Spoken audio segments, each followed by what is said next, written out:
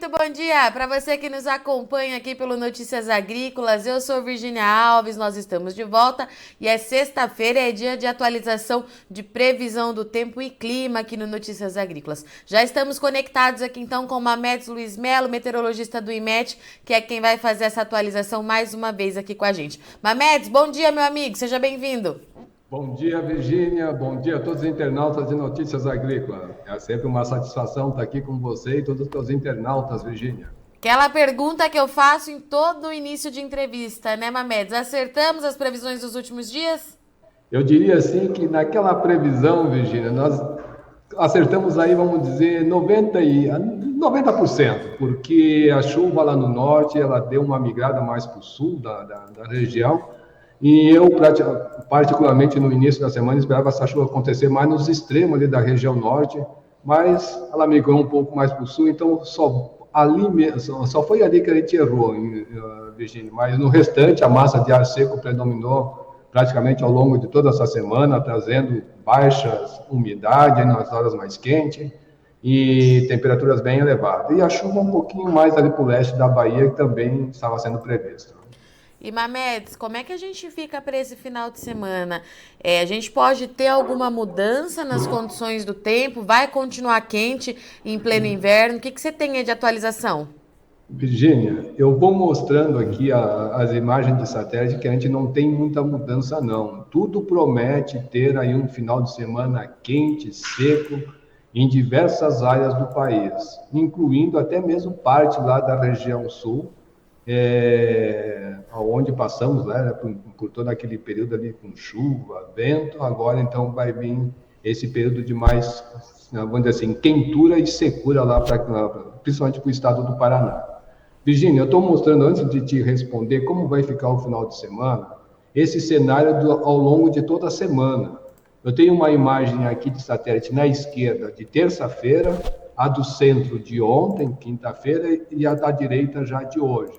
Então, nós percebemos aqui que na imagem de terça-feira, uma área bem escura, que significa que essa massa de ar seco vem atuando firme e forte.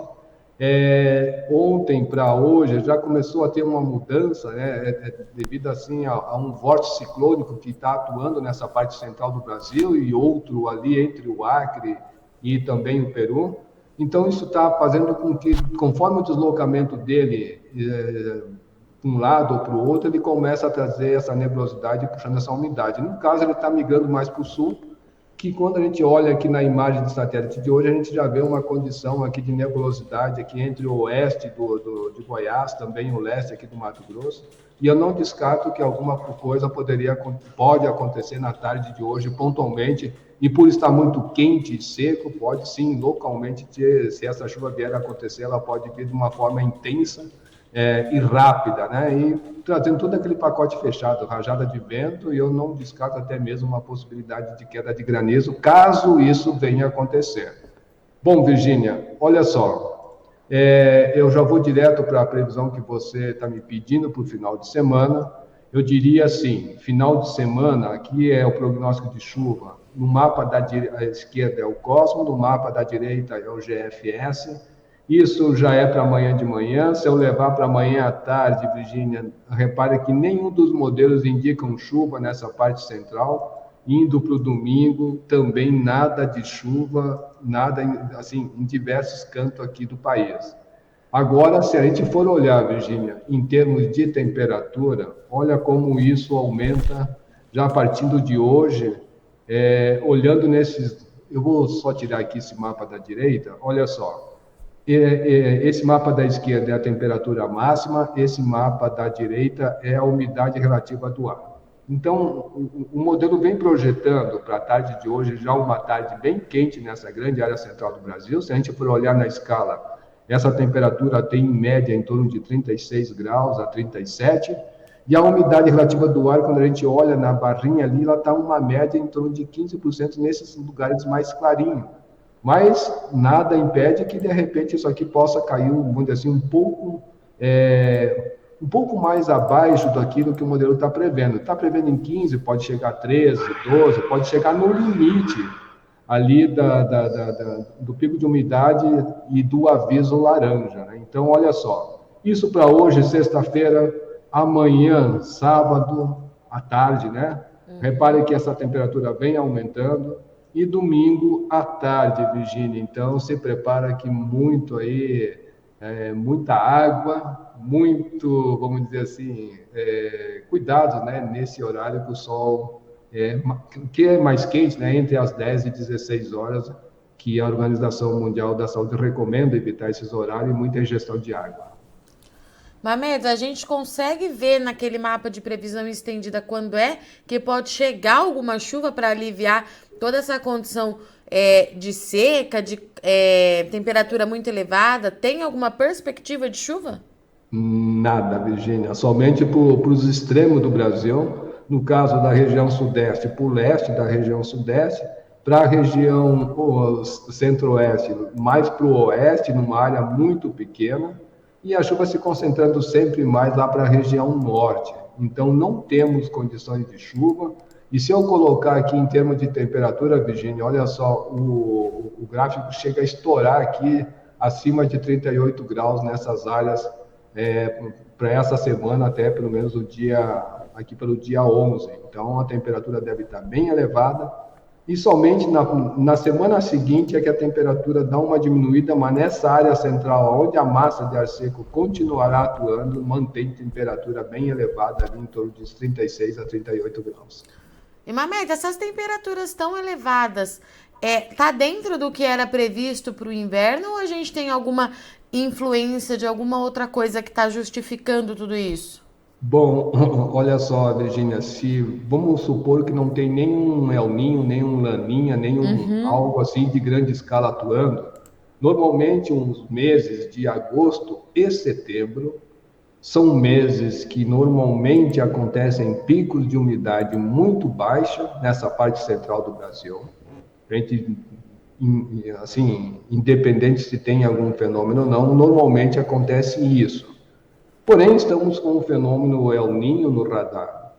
Como estamos dentro desse período seco, no inverno para nós, ainda aqui no hemisfério sul, eu diria que ainda não tem como você perceber a influência ou não. O que a gente segue é que essa temperatura, normalmente, nesse período, acontece isso, essas massas de ar seco, ela predomina, então começa a chegar o calor ao extremo, a umidade também ao extremo, para o retorno gradual das chuvas em setembro. É claro, sempre na segunda quinzena de setembro para frente, e aí sim, essa chuva se afirma mais lá para o mês de outubro. Então, eu diria assim que por enquanto, está dentro da climatologia dessa área central do Brasil. E, Mamed, você tem atualização do El Niño, aproveitando que você já tocou aí no assunto? Bora, Virgínia, temos sim. Olha só, eu mostro aqui o gráfico, lá do IRI, né? É um instituto aí bem conceituado. Então, o que acontece? Eu estou mostrando aqui já com as temperaturas médias do mês de julho que eles tendem para frente. Havia sido previsto que o El Niño, né, pelo menos até o trimestre fevereiro, março e abril, continuaria atuando. Realmente ele continua, porém ele deve passar, eu diria, boa parte já do outono, porque março, abril e maio já praticamente se caminhando para o inverno do ano que vem, e ainda ele está lá com em torno de uns 55%, 53% com a tendência de continuar. Aí, Virgínia, a gente vai olhar pontualmente nessa parte central do Pacífico Equatorial, que é uma medida pontualmente que se faz todos os dias. Então, ele está oscilando bastante, né? Que nesse ponto central do Pacífico, onde se deflagra, né, El Niño ou Laninha, quando determinada temperatura se mantém ali, tem umas regras, né, 3 meses acima de 0,5 grau positivo ou negativo, mas ele vem se mantendo positivamente. A gente vê aqui pelo gráfico desde julho, até mesmo junho, né? Em torno de positivo de 0,8, já chegou a 1,0 e vem se mantendo nessa linha. E assim, agora aquele que fica na costa ali do Peru e do Equador, ele sim vem se mantendo com temperaturas bem elevadas já há um bom tempo, em torno de 2,8 no caso hoje, mas já teve em torno de 3,0 positivo, então ali está muito quente, tá, Virginia? Então, ou seja, a tendência daqui é ele ter uma influência grande na próxima estação chuvosa daqui do Brasil. É claro que eu acredito que muitos agricultores que também já estão acompanhando notícias agrícolas, já estão observando que esse cenário pode ter uma modificação nas próximas chuvas, né, Bem na próxima estação preocupante. chuvosa, e é preocupante, exato. Então, uns indicam que o El Niño pode ser um super El Niño, outros dizem que está ali no El Niño de moderado a forte. Então, com os dados que até tivemos uma reunião ontem, está sendo já considerado um El Niño forte, né? Então, pelos dados que já vem assim sendo registrado. Mamedes, pelo que eu tenho conversado com você e com outros meteorologistas, a gente precisa entender agora qual é a intensidade do El Niño, mas fato é que ele está acontecendo, né? Exato, exato. Então, eu posso até mostrar aqui, Virgínia, deixa eu ver se eu consigo mostrar por aqui. Deixa eu buscar aqui bem rapidinho que eu te mostro. Claro. Mas ele não tem mostrado, vamos dizer assim, não tem uma mudança de dizer assim, olha, está sendo por um super El Niño, eu não lembro se era aqui agora, deixa eu ver se é aqui, Virgínia, mas acho que não é aqui, não é aqui. Então é aqui dentro do IRI, onde tem ali um monte de gráfico, assim, é um gráfico espaguete, e que nos mostra, né, como, vamos dizer assim, como é que está esse comportamento, esse aqui, ó. Se a gente for olhar, isso aqui são diversos institutos que fazem essa previsão, né? E essa linha marrom aqui no centro de todos esses gráficos é onde diz a média de todos esses modelos, né? Então, a gente observa que o trimestre outubro, novembro e dezembro, e novembro, dezembro e janeiro são os picos mais altos, mais fortes do El Niño, 1,77, 1,75, então se espera que ele chegue a essa temperatura. Então, por isso que está indicando que seja um El Niño forte. Existem alguns outros órgãos, no caso aqui, até agora eu estou vendo que o modelo francês, né, da Meteo France, não é nem mais o canadense, australiano, perdão, e estavam indicando sempre assim temperaturas bem elevadas. Ó, no caso aqui, o Instituto Francês está prevendo, nesse período de outubro, novembro, dezembro, que ele pode chegar a 2,72, e no próximo trimestre, novembro, dezembro e janeiro, em torno de 2,74, enquanto que o australiano estava marcando 2,53. Ou seja, tem alguns que realmente elevam uma temperatura acima para um super El Niño, e outros está se mantendo, assim, na média de todos eles, está se mantendo ali em torno de um El Niño moderado a forte. Eu diria assim, Virgínia, que se a gente for comparar com o último El Niño que aconteceu em 2015 e 2016, ele está mais ou menos indo nesse mesmo caminho. Perfeito. Mamedes, eu vou abrir aqui. Não tem muita novidade em termos para os próximos dias, mas a gente tem a pergunta do Rodrigo Carvalho. Mamedes, bom dia. A previsão do tempo para Brumado, sudoeste da Bahia, para o mês de setembro, outubro e novembro. É possível, Mamedes?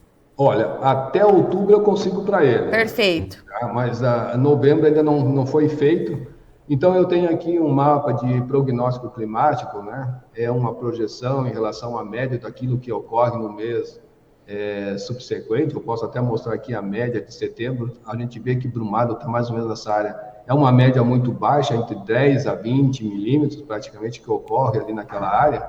E quando eu vou ver o prognóstico climático, então ele me diz assim, olha, essa chuva está dentro da média, mas como ainda está dentro de um período seco que não chove, praticamente isso aqui não tem influência nenhuma. Então, aquela chuva de 20 milímetros, que é praticamente nada, pode acontecer.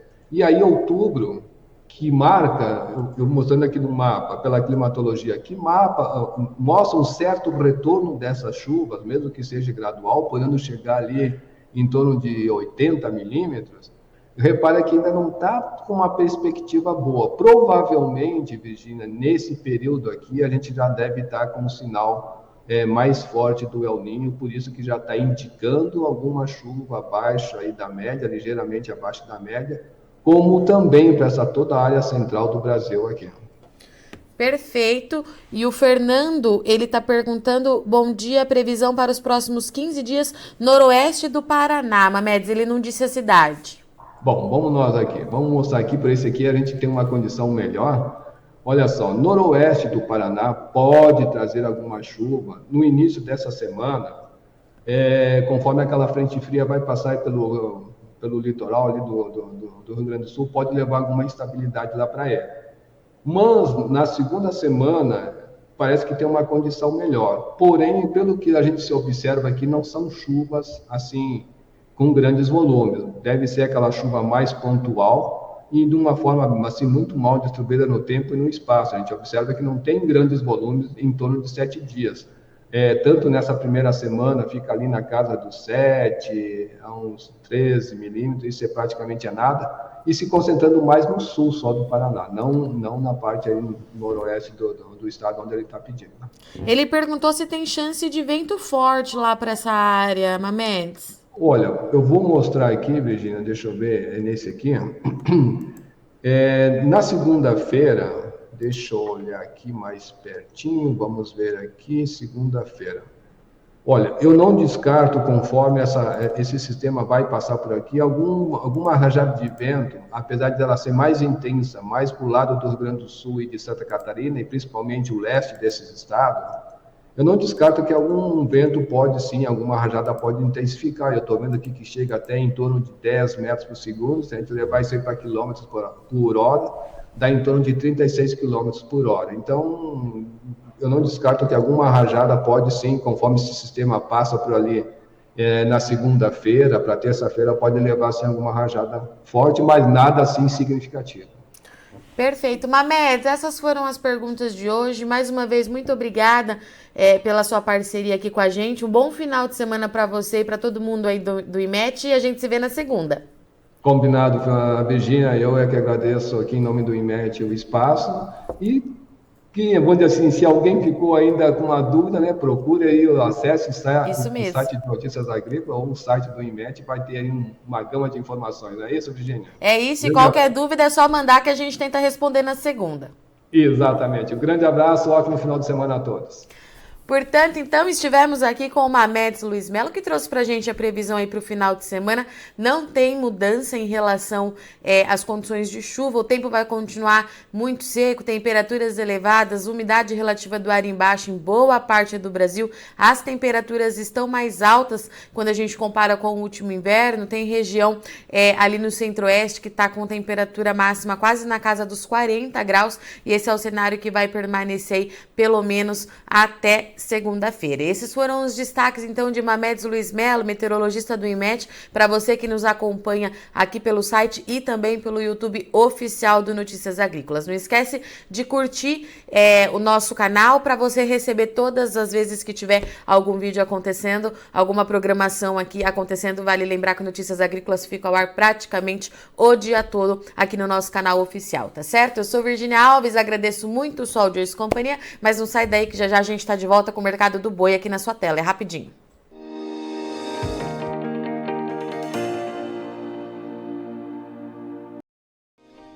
Se inscreva em nossas mídias sociais. No Facebook, Notícias Agrícolas. No Instagram, @Notícias Agrícolas. E em nosso Twitter, @Norteagri.